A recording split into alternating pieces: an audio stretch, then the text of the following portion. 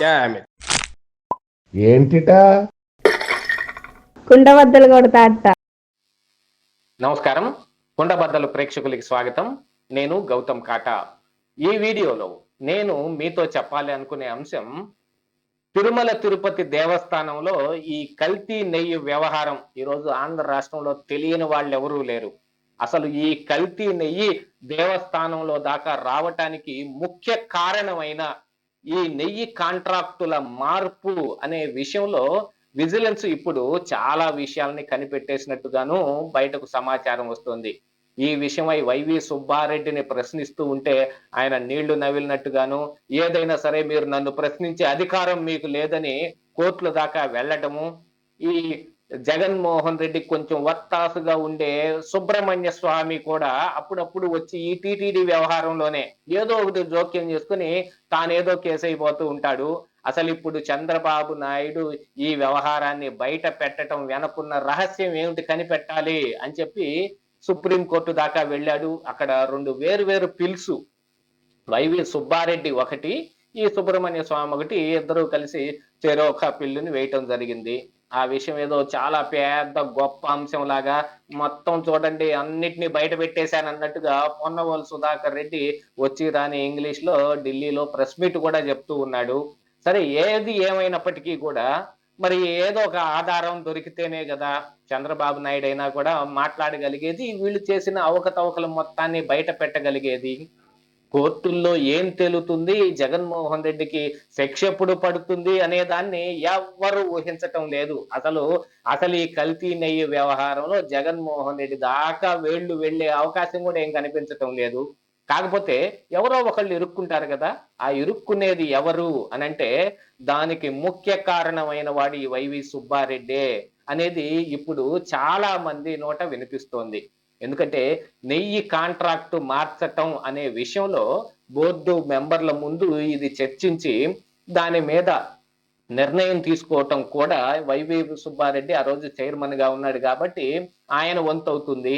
ఈ నెయ్యి కాంట్రాక్ట్ మార్చిన దగ్గర నుంచే ఎన్ని అవకతవకలు బయటకు వస్తున్నప్పటికీ భక్తులు ఎంతో మంది కూడా దీన్ని కంప్లైంట్ చేయటానికి వెళ్తే అప్పుడు ఈవోగా ఉన్న ధర్మారెడ్డి కూడా వాళ్ళ మీద విరుచుకు పడిపోయి కంప్లైంట్ చేసేంత దూరం వచ్చారో అని మాట్లాడుతూ ఉంటే ఎవరేం చెప్పుకోవటానికి లేకుండా పోయింది ఆ రోజున. కానీ ఈరోజు ఇది సందర్భము, ఇక్కడ చెప్పుకునే అవసరము లేదు. కానీ అందరూ అంటున్నారు కాబట్టి ఒక విషయాన్ని మనం ఇక్కడ ప్రస్తావించుకోవాలి. తిరుమల తిరుపతి దేవస్థానం విషయంలో కానీ, స్వామి వెంకన్న విషయంలో కానీ ఎవరైనా ఒక అవకతవకలకు పాల్పడినా దాన్ని ఆ విషయాన్ని వాడుకునే ప్రయత్నం చేస్తే వాళ్ళకి ఖచ్చితంగా దెబ్బ తగులుతుంది అని. అది ధర్మారెడ్డి దగ్గర నుంచి మొదలైంది. చేతికి అంది వచ్చిన కొడుకు చచ్చిపోయేంత దూరం వెళ్ళింది వ్యవహారం అనేది కూడా చెప్తూ ఉన్నారు. అందుకనే ధర్మారెడ్డి ఇప్పుడు బయట ఎక్కడా కనిపించటం లేదు. సరే, ఈ విషయంలో ఎక్కువగా ఆయన బయటకు వచ్చి మాట్లాడే అవకాశం కూడా ఏముండదు. ఆయన బొక్కలు వేరే చాలా ఉన్నాయి, వాటన్నిటిని కూడా తవ్వి తీస్తూ ఉన్నారు చిన్నగా.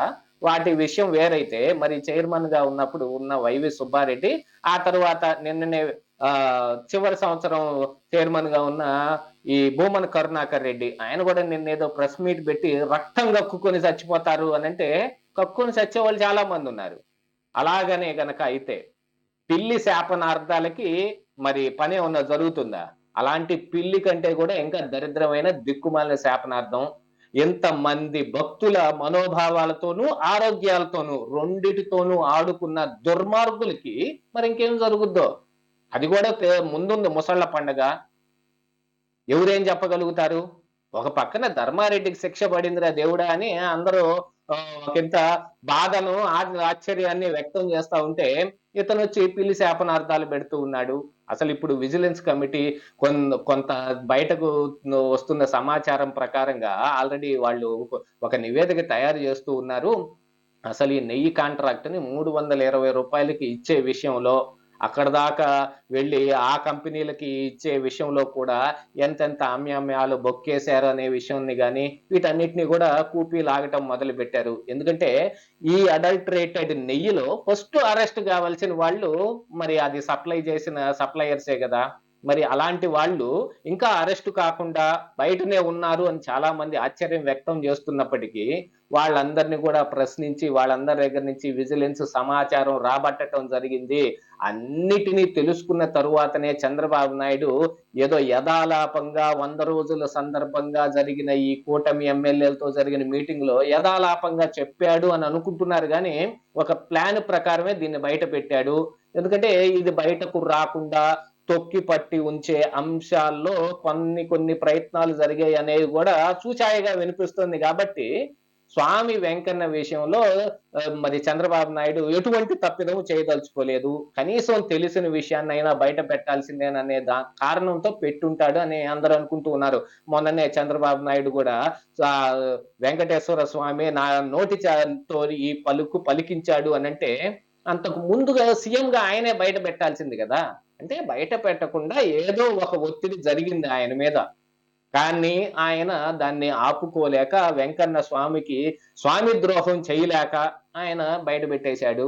మరిక తవ్వే కొద్దీ ఇంకా చాలా వస్తూ ఉంటాయి. ఇందులో ఆవు కొవ్వు, పంది కొవ్వు, చేప నూనె కలిసిందనే దాంట్లో ఈ ఆధారాలు ఏమి సమర్పించలేదు అంటూ ఉన్నారు గానీ, మరి ఎన్‌డీడీబీ స్వయంగా ఇచ్చిన నివేదికలో దానికి తరువాత ఇచ్చిన వ్యాఖ్యానంలోనూ అందులో క్రిస్టల్ క్లియర్‌గా రాసుంది.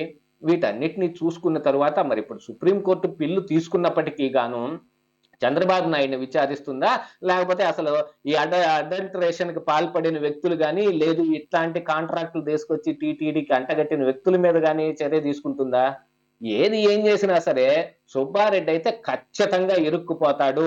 ఈ నెయ్యి కాంట్రాక్ట్ నందిని నుంచి మార్చి ఇలాంటి వాళ్ళందరికి ఇచ్చే దాంట్లో ఆయన హస్తమే ఉంది.